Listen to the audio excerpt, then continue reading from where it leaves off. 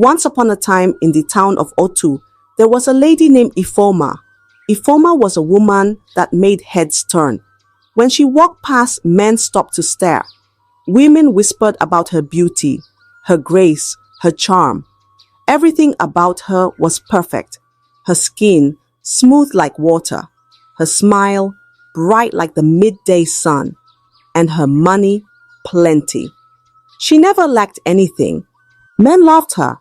They fell at her feet, ready to do anything just to have her. Every man wanted to be the one to hold her hand, to call her his own. But no man ever lasted long. This is because Ifoma had a rule. 1 man, 1 year. Every Valentine's Day, she had a boyfriend. By the next Valentine, she had a new one. No one ever questioned it. They only envied the man who was lucky enough to be with her. But there was something else, something strange. Ifoma likes to give her boyfriends a special gift for Valentine. But she never gave expensive gifts. No perfumes, no watches, no fancy clothes. She gave only one thing, just a condom. Small, neatly wrapped, always the same. At first the men laughed. A condom? That's my Valentine's gift? They would ask, shaking their heads. Ifoma would only smile. It's special, she would say. Let's use it tonight. And they did. But something happened after they used it. And this something, none of them ever lived to tell. People talked, but no one suspected her. How could they? Ifoma was too beautiful, too charming. To the world, she was just a woman enjoying love, moving from one man to another. No one knew the truth. And Ifoma herself? She never questioned it. You see, Ifoma had grown up without a mother. Her father, Chief Otieno, was a wealthy and highly respected man in society. He had raised her alone, ensuring she had the best education, the best lifestyle, and all the privileges a girl could ask for. But he was also a man of strong traditions. After Ifoma became an adult, a young, beautiful lady, every year before Valentine's Day, Otieno would call Ifoma to him. She would sit before him like a little girl, even though she was grown. And he would say the same words. Ifoma, my daughter, you have no mother to guide you. A man you bring into your life must be tested. Bring him home before Valentine's Day so that I can see if he is worthy. Ifoma never questioned it. She never asked why. To her, it was simple. Her father wanted the best for her. He wanted to know the man she loved. He wanted to make sure she was safe. So every year, she obeyed. She would bring her boyfriend home, introduce him to Otieno. The old man would smile, ask questions, listen carefully. Then, when the visit was over, Ifoma would leave with her lover, never thinking twice about it. But what she did not know, what no one knew, was that the test was never about love. It was, in fact, something far more sinister. When it all started, Amadi was the first victim, a perfect boyfriend, young, ambitious, and deeply in love with Ifoma. He was a banker with a promising career and had plans of marrying her. They were the perfect couple. People saw them together and said, these two will marry. They are made for each other. As Valentine's Day came, Ifoma did what she always did. She took Amadi home. Chief Otieno welcomed him with a smile. His voice was calm. His question simple. Where do you work? What do you want for the future?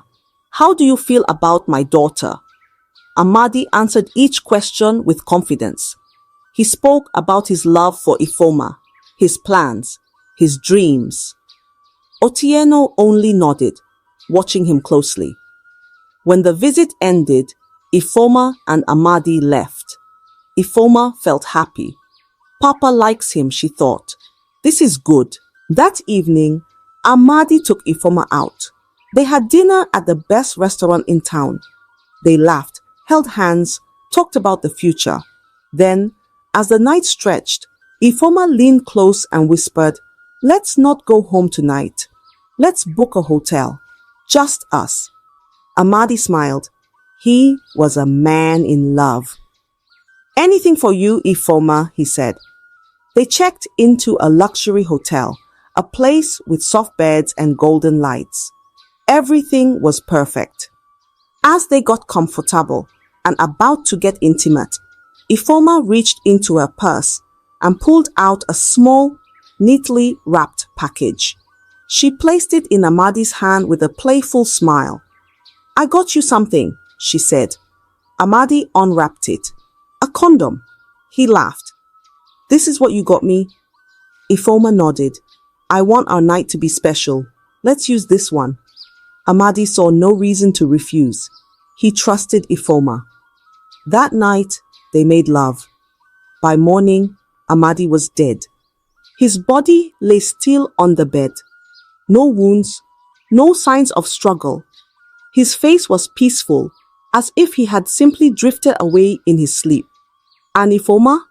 She was gone before the sun rose. She only found out about his death later that day. The news spread quickly. She ran home breathless, shaking, tears streaming down her face. "Papa, Amadi is dead. We were together last night, and now he's gone." Chief Otieno pulled her close, rubbed her back gently, his face calm. "It was not meant to be, my daughter," he whispered. "You will find another."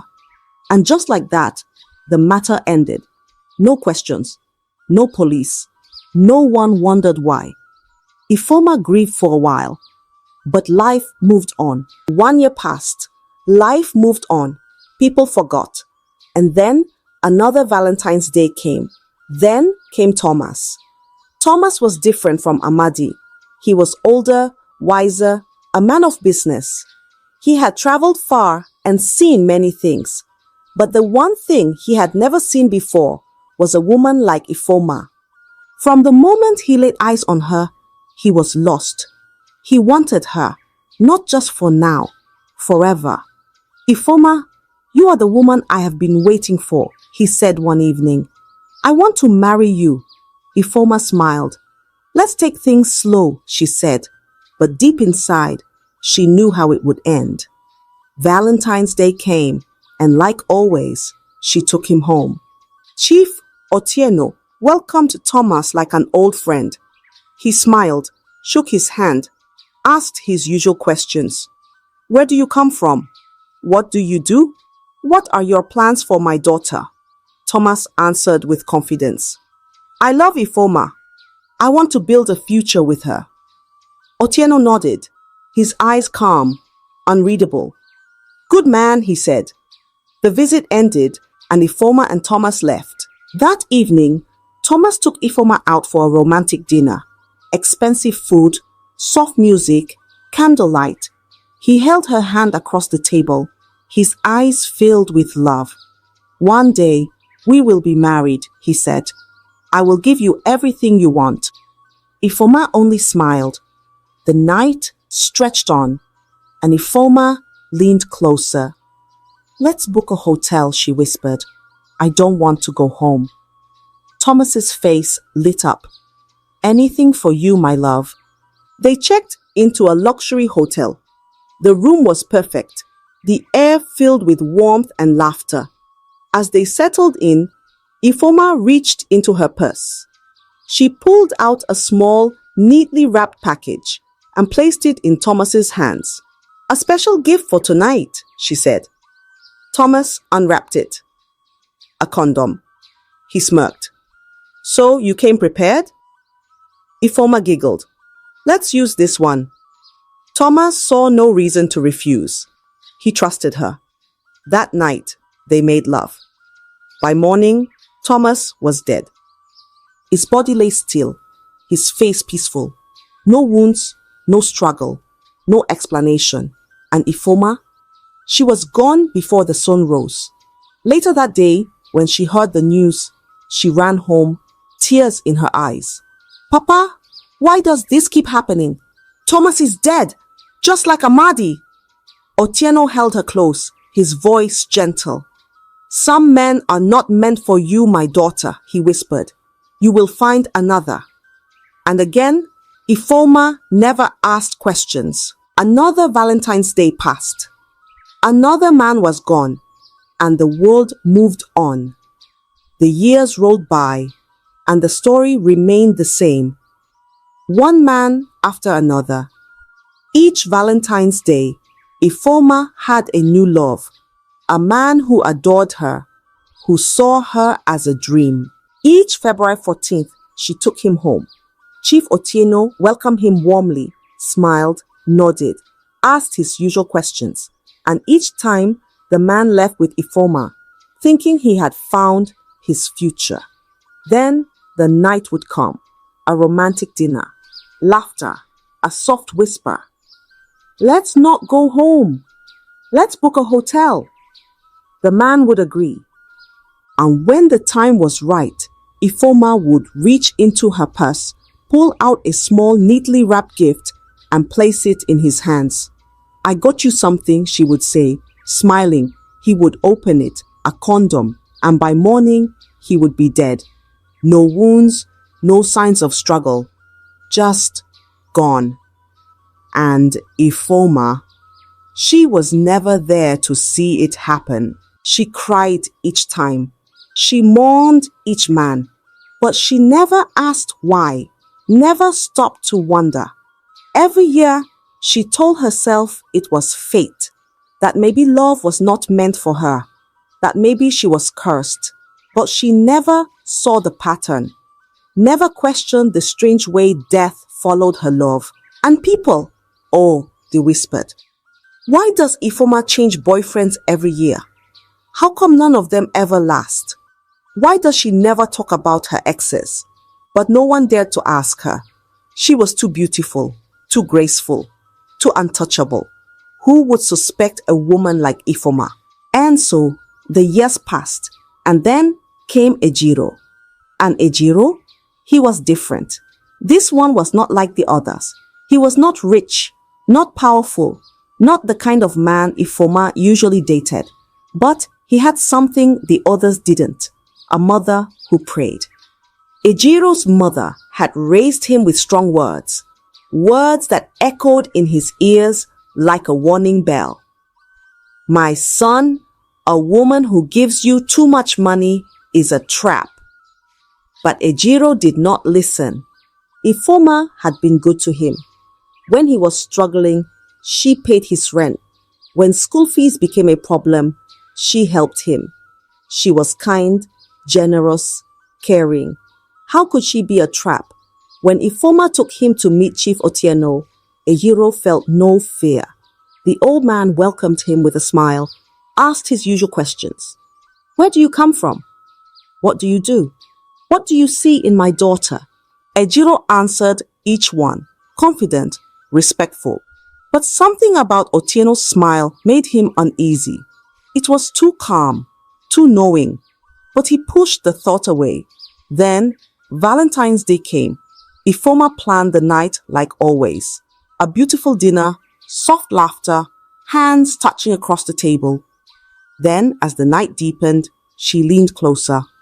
Let's book a hotel. Ejiro agreed. But just before they entered, he did something the others had never done. He called his mother. Ejiro held his phone to his ear, standing just outside the hotel entrance. His heart was steady, his mind clear. Mama, I won't be coming home tonight, he said casually. Silence. Then his mother's voice came, low but sharp, the kind that sent chills through a man's bones. Ejiro, where are you? I'm with Ifoma, Mama, he replied, his voice light like it was nothing. Ejiro, she said again, slower this time. Leave that place and come home now. Ejiro sighed. Mama, it's just one night. I'm with my woman. Ejiro, I said come home. Something in her voice shifted, a firmness, a warning. Ejiro frowned. Mama, why are you acting like this? I told you I won't be coming home. My spirit is not at peace, Ejiro, she said, her breath unsteady now. Come home now. Ejiro shook his head. Mama, nothing is wrong. It's Valentine's. We're just going to spend the night together. His mother's voice broke. Ejiro, my son, please, I am begging you. If you love me, don't sleep there tonight. Come home. Ejiro felt a weight press on his chest. His mother never begged. Before he could speak, Ifoma reached for his phone. Must you tell your mother everything? She whispered, her voice teasing, but there was something behind it. Ifoma, wait. She placed a soft hand on his chest, her fingers warm, slow, drawing circles on his skin. Ejiro, you are a man, she murmured. Not a little boy. Do you still need permission to be with your woman? Ejiro hesitated. Ifoma's lips curled into a smile. Her eyes locked onto his. Just tell her good night and hang up, she whispered. Or do you want your mother to control you forever? Ejiro looked at Ifoma, then back at his phone. Mama, I will talk to you tomorrow. Ejiro, don't do this. Click. He hung up. His mother held the phone to her chest, her heart pounding. She closed her eyes. She fell to her knees, and she began to pray. My God, my Father, my Savior, please save my son. Her voice shook, but her spirit was strong. Wherever he is, whatever evil is before him, Lord, deliver him. She rocked back and forth, her lips moving faster, her words tumbling out in whispers, shouts, cries.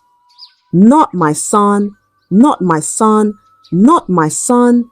She prayed with all her strength, with all her heart, because deep inside, she knew something was coming. And Ejiro? He walked into the hotel, smiling, unaware that his mother was fighting for his life. At the hotel, everything was perfect. The lights were dim, the air was warm, and Ifoma's smile was as bright as ever. Ejiro relaxed. He told himself he had worried for nothing. Ifoma poured him a drink. They laughed. They talked about the future. Then, just like always, Ifoma reached into her purse.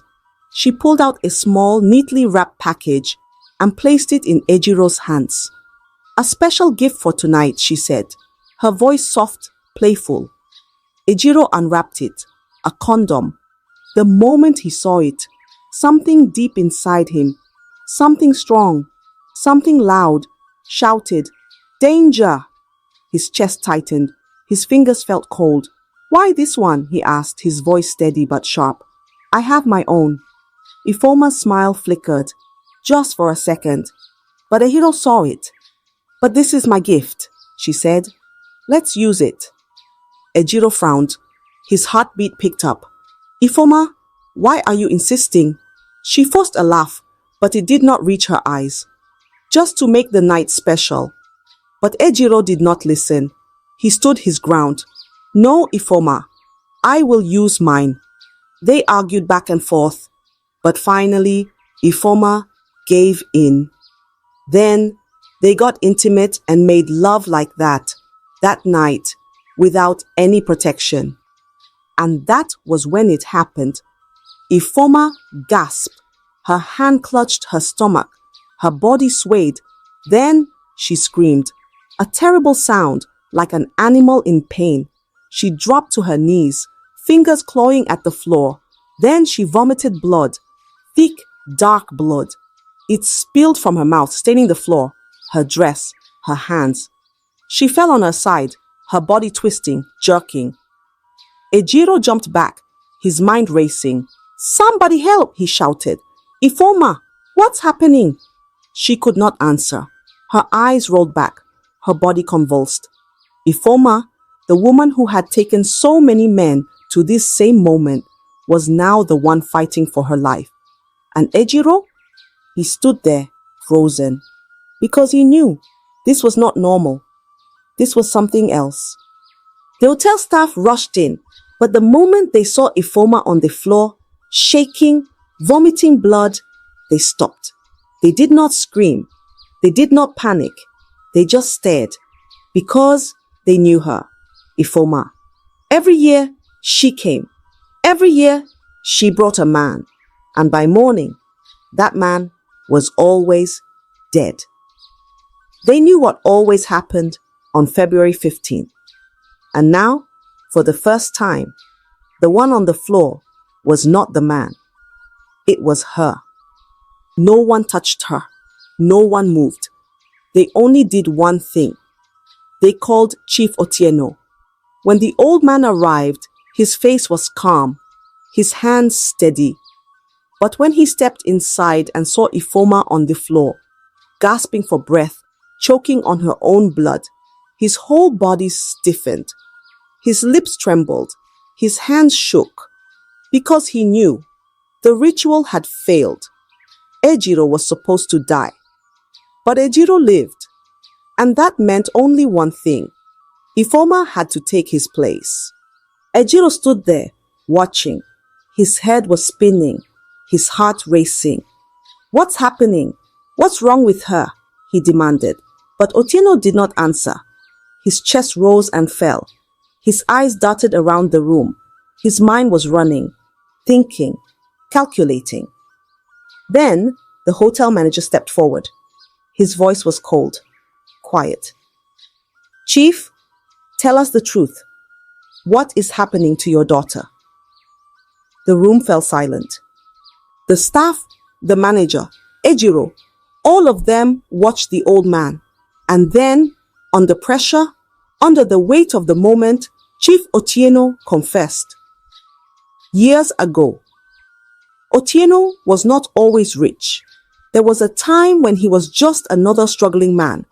His land was failing. His businesses were collapsing. His wealth was slipping through his fingers like sand. He was desperate. So, one night, he went deep into the forest, searching for help. And he found it. A Voraslo. Powerful, old, full of dark magic. Otieno fell to his knees. Give me riches. Make me great. The sorcerer only smiled. You want wealth? Yes, Otieno cried. I will do anything. And the sorcerer nodded. Then give us the one you love the most. Otieno's heart stopped. The one he loved the most? His mind flashed to his wife, the woman who had stood by him, the mother of his child. Number.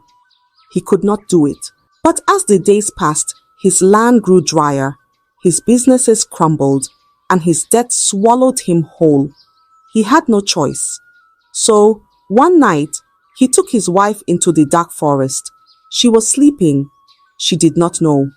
And when they reached the place, under the full moon, he slit her throat. Her blood spilled onto the earth. Her last breath disappeared into the wind. And by morning, Otieno was rich. His businesses flourished. His land became fertile. Money poured in from every side. But the spirits were not done with him. They wanted more. Every year, they came for him. Give us more. At first, he found strangers, men from other towns, men who would not be missed. But then, one day, the spirit spoke again. Number, it must be closer to your heart. Otieno panicked. He had nothing left except Ifoma, but he could not kill his own daughter. So, the spirits made him another offer. She will bring the sacrifices for you. Ifoma would find the men. She would deliver them, and she would never know. So, he raised her to believe that every Valentine's Day, she had to bring her boyfriend home. He made her believe that meeting him was just a tradition, a way to test the man's worth. But what she did not know, what she never knew, was that once the man left his house, Otieno marked him, a dark ritual, a silent curse. Then, before the night ended, Otieno would give Ifoma a special condom, not just any condom, a condom coated with poison, the kind that did not kill instantly, the kind that absorbed into the skin and steals destiny, glory, and good fortune. Slow, quiet, invisible. By morning, the man would be dead. And Ifoma, she would never suspect a thing. For 7 years, she had done this. For 7 years, she had been the perfect tool. And now the ritual had failed. She had brought Ejiro, but Ejiro lived, and so the spirits had come for her. Otieno knelt beside his daughter, his eyes wild with fear. He touched her face, his voice breaking. Ifoma, my daughter, hold on, hold on. But Ifoma could not speak. Blood dripped from her lips. Her body was cold. The spirits had come to take what was owed, and this time there was nothing Otieno could do. Ejiro stood there, frozen. His heart pounded so hard he could hear it in his ears. Ifoma, the woman he loved, she had been killing men. Not with her hands, not with a knife, but with a single gift. And she never knew. She had brought them straight to their deaths, one after another, believing it was just love, just tradition. And now the spirits had come for her. Ifoma gasped for breath, her fingers trembling as they clutched the fabric of her dress. Her body convulsed again, and more blood poured from her mouth. Otieno held her, his hands shaking. My daughter, stay with me. But Ifoma was slipping away. Her eyes, once full of charm and beauty, now stared at nothing. She tried to speak, but no words came.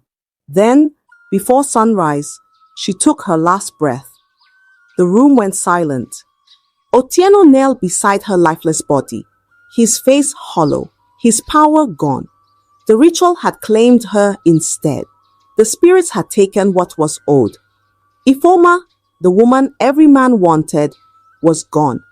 And Ejiro, he walked away, his heart heavy with the truth. Ifoma had given him a gift, but his mother's prayers had saved him. Morning came. The sun rose, but for Otieno, there was no more light. The police arrived. The hotel staff, the people who had watched men die every year, finally spoke. They told the truth. This has happened before. This same woman, every year, the man she brings dies. And Otieno, they arrested him. His wealth, his power, his name, none of it could save him now. He was taken away, leaving behind nothing but the curse he had created. And Ejiro? He went home, straight to his mother. The moment he saw her, he fell to his knees. He grabbed her feet, held them tight, his tears falling like rain. Mama, you were right, he whispered, his voice breaking. I will never disobey you again. His mother, that woman of prayer, only smiled. She placed her hand on his head, nodded slowly, and said, My son, you have seen the truth. Some gifts should never be accepted. And from that day, Ejiro made a promise. Never again would he ignore his mother's warning. And never again would he take a condom as a Valentine's gift. I hope you enjoyed the story. If so, please like the video, comment what you learned from the tale, and don't forget to subscribe to the channel for more enchanting tales just like this one. Thank you.